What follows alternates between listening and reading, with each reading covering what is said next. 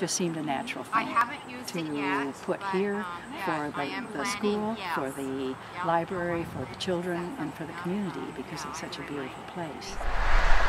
Well, health-wise too, they're able to get good food because they know where their food's coming from. It's coming from their garden,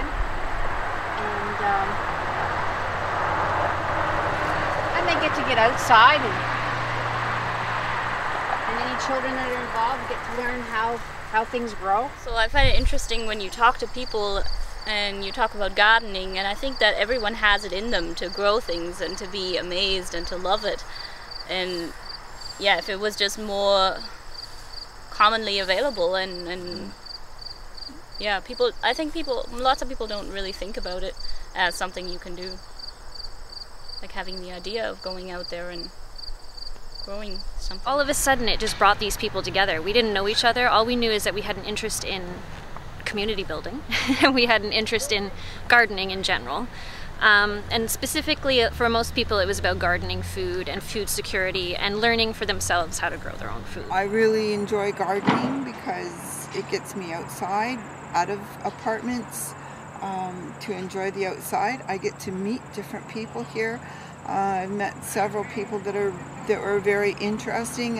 One of them worked as a gardener and he had a lot of tips. I think the important thing is that you don't have to be a gardening expert to come here and garden. I mean, you just dig up the dirt, put in the seeds and water it, and there you go. I would say a lot of food banks use perishable, like non-perishable items, and I don't know if vegetables have been traditionally a part of that, so I think it's just, if people know what we're doing here, I think maybe it's starting all over the place, but I think it's a good model to be able to give fresh vegetables throughout the summer, and it certainly adds to people's health.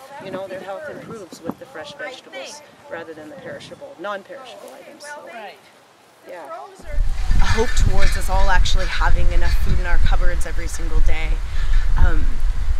has really just opened up the most amazing opportunities for people to speak about stuff that's kind of hard to talk about sometimes, and to open up their sensitive ears to other people's struggles around food, around poverty, around getting close to people, and all the things that have stood in the way of people in communities being able to get close to each other, to trust each other, and be able to put their brilliance together to do amazing things. Food is here.